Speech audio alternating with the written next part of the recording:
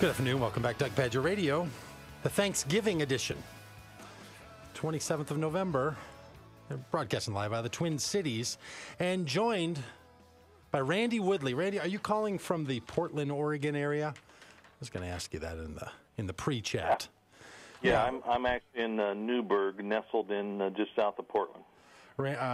Dr. Woodley serves as the Distinguished Associate Professor of Faith and Culture at George Fox Seminary and University, and he's the director of the Intercultural and Indigenous Studies program there.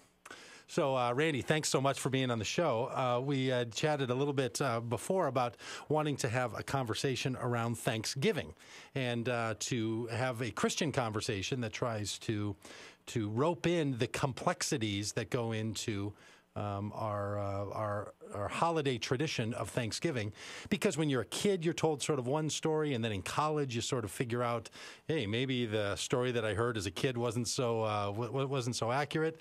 And so I wanted you to come on the show and chat a little bit about how should we be thinking about the issues of Thanksgiving, especially for religious people to be thinking about the issues of Thanksgiving. Are you feeling guilty as a white man? And that's John Music, Randy, the sidekick. Well, I don't know, but Randy, I don't know if you saw online there was this little go around of, did you have a hipster Thanksgiving or not? And one of the ways to know if you had a hipster Thanksgiving was number 5 on the list of 8 included, you gave your Pilgrims Were Invaders speech just before the meal prayer in which you used the word shalom.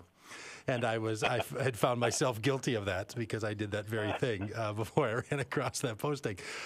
So talk to us a little bit about what are the complexities for people who think seriously about Christianity and think seriously about culture when it comes to our cultural notions of Thanksgiving.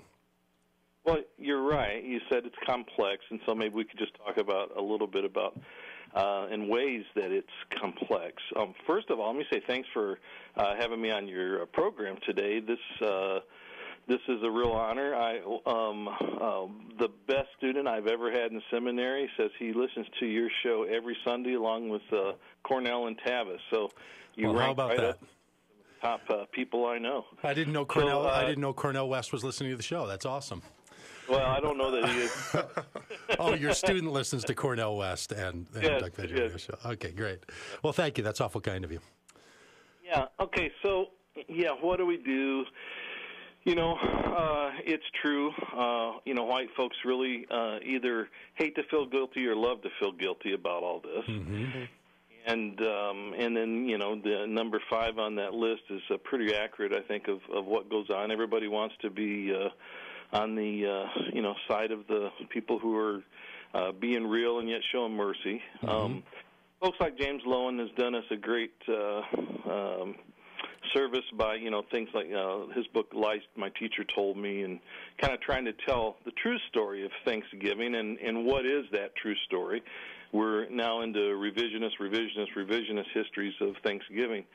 The Wampanoags are probably the people that ask first, what really happened there? Because they have their oral histories, and as Native people, our oral histories are usually pretty good.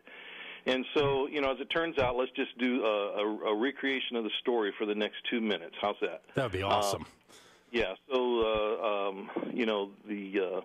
The folks who are separatists land accidentally. First, they're at Cape Cod. They dig up some native graves. They find some corn stores. And people are dying on their ship, right? So they're in a desperate situation, right? King James has told them, you can go over, and I kind of give you permission, but not my blessing. And he figures, what have I got to lose? I get these separatists out of my hair, mm-hmm. and yet they might make some money for me over there. So here they are, Cape Cod. They're met with resistance from the Indians because they've been watching them dig up their graves and things like this. And so they move on over across the bay into Plymouth, what is a former village called Patuxet. Of the Wampanoags, and at Patuxet they find that everybody's dead. Remember, people have been, for decades, trading and slaving and capturing Indian slaves, etc., up and down the shores of New England. So the natives have already succumbed to diseases, They say probably about a third of the Patuxet tribe or the Wampanoags were wiped out by disease before the Pilgrims ever landed. So, and these would have been with like French fur traders and that sort of thing. Would that have been the groups that were? Yeah, British, French, Dutch. I don't know. I just like to blame it all on the French. Yeah, we can't do that. But, okay. So anyway, there's this move to say, okay, this is the place. They go through the first winter by themselves, only seeing what's quote unquote shadows in the woods. So there's Indians watching them. About half of them die. Now, these are the things that we forget: is that these folks are in desperate situations. Right. You know, I mean, half of the people, your families died. Now over here, you can't go back. There's no ships going back. You know. Yeah. Right. You have to make what you can, and so in the spring, an Indian named Samoset comes and begins to talk with him, and he knows a little bit of English. And a few weeks later, he goes back. He talks to Massasoit, who's the sort of the recognized leader of the Confederacy there, the Wampanoag alliances. And he comes back and also with a fluent English speaker named Tisquantum, or we call him Squanto. Squanto stays with the colony in his own village, because this is his village. Remember, I don't know if everybody's familiar with the Walt Disney story, but Squanto's taken, he comes back, and his village is all dead.